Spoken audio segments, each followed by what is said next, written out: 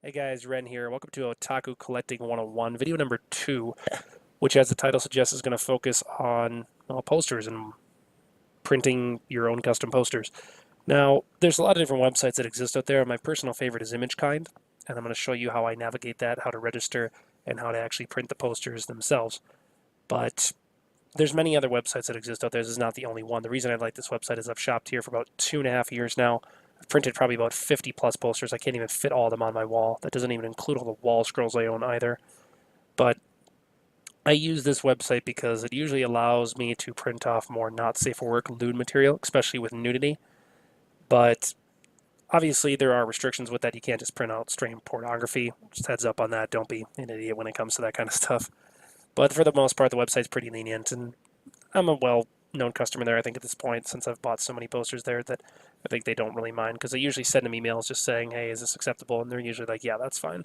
So it's just a website I like to use. Anyways, one of the best things I like about otaku collecting, and I've said this in previous videos of mine, is kind of decorating your room, especially with art material.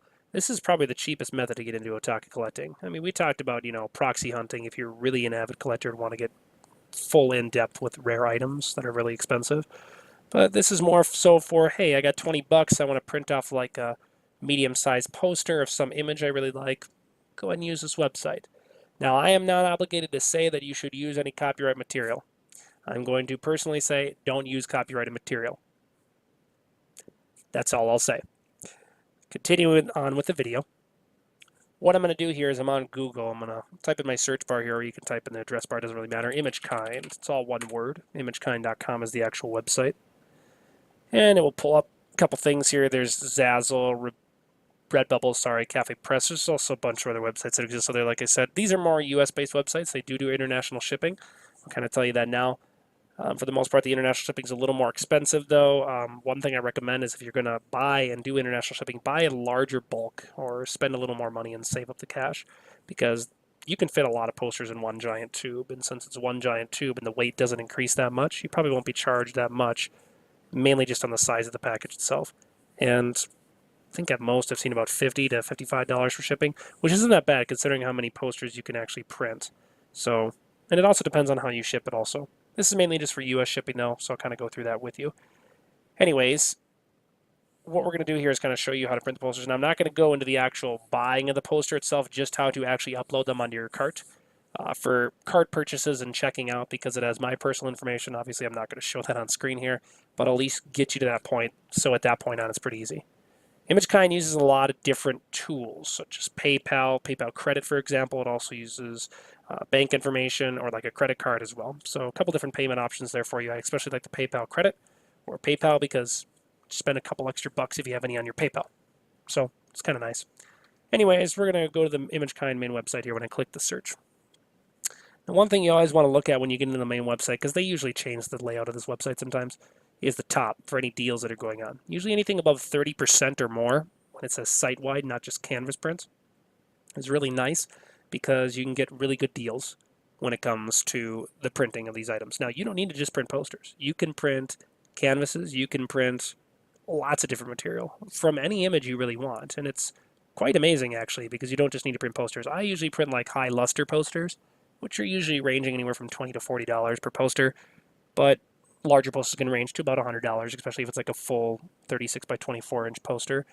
But hey, there's many different tools that you can use to kind of customize. You can frame prints, you can use canvas stretch prints. There's so many different materials that you can use. Obviously, the prices go way up if you're buying like actual official art or something like that. But if you don't like posters, feel free to navigate around here. There's plenty of different offers available. That being said, what we're kind of looking at here is the main website itself. So first thing you're going to do is I'm already signed in. There's going to be a sign in button right here. You can get started, create an account. I'm not going to walk through this because it's pretty self-explanatory. It'll probably have you check your email, do all that funky jazz, and you'll be good to go. You'll sign in with an email and a username, or email and password, I'm sorry, and it will bring you into the main website. Now, once you're logged in, it'll bring you right back to this page, and you'll know you're logged in because it says sign out. So once you're logged in, first thing you're going to do is you're going to create your own. Now, there's other website areas on the site.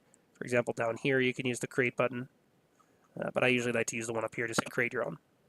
what it's going to do here is pull up the actual image site itself. So the first thing you need to do before we get into anything here is we need to actually find an image to use. I'll pop up with some pop-ups as well. So what I'm going to do is I'm just going to go to, I don't know, Google. And what you want to do is you want to make sure that you're usually getting like animated artwork. Now you could do a background, you could do a character, whatever it is you feel like. So for example, I really like the artist Shuz. I like his dojin. So let's search up Shuz dojin and then blog. And here's his FC2 blog, very famous blogging site in Japan. And let's just find the first image he has on his website here when it loads up. As original character Rico. Sure, let's use this one of Rico. So we'll click this. Pulls up. Max size, save image, whatever web browser you're using, whatever you want to do, and save the image. Okay, so that's done. We've got the image saved. Next thing we're going to do is we're going to go to, or back to Google, or just type it in the search bar, whatever it is you want to do. And you're going to look up waifu 2 times, waifu 2x. And the very first website is Boomer Pixel. What you want is waifu 2 times udp.jp is the one you want. There's multiple versions of this as well, but I like using the JP one. So a couple different languages here if you ever want to like change the language on this, but mainly what you're going to do is you're going to make it as an artwork because it's animated style. I usually like to do different noise reductions. Now I like to do the highest because it makes it look more artistic. You can play around with this. I like highest because it doesn't really get as many artifacts. I mean, the quality of the image turns out pretty well for what it does, but you can mess around with the setting. I'm not an expert when it comes to different material, but I'll kind of just show you what can happen when you scale it up. So what we're going to do is we're going to 2 times upscaling. Now it shows you the max size it could do. It can do up to 1500 by 1500, up to 3000 by 3000. And check that you're not a robot. All right, now this image itself, I believe, was already well sized. Let's take a look here. If I go to this, okay, I'll click on properties here. I want to see what big this is. Looks like it was indicating that it was 755 by 990, so it's already below the size. We're pretty good there. So I'm going to open that. It will load up the image. Now I hit convert. What's going to happen, take a little bit because I'm probably recording a video here, but it'll eventually convert into something like this. Now you notice when I zoom in, the size of the image is increased. Now you could tell that they smoothed a lot of these lines, but for the most part, it kept its quality pretty well. I don't see too many issues with it. It depends on your style. You can kind of mess around with different artifacts or mess around with different styles of what best fits you.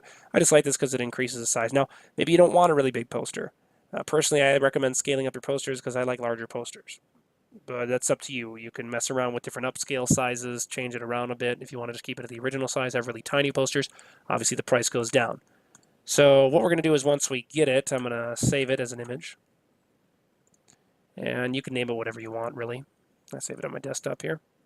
And when you're done with that, you're going to go back, and you're now going to upload it. So first thing you're going to do is you're going to check this box up here. Once again, I will tell you, do not use copyright images. And we'll leave it at that. All right, so now what we're going to do is click here to upload your photo. I'm going to click that photo right there. Or this one is the old one. This one's the PNG. It's the upscale one. So click that, hit open. It'll upload my image. Now it'll automatically scale it to a size that will not overextend the DPI of the image itself for what pixels it can use. And as it loads here,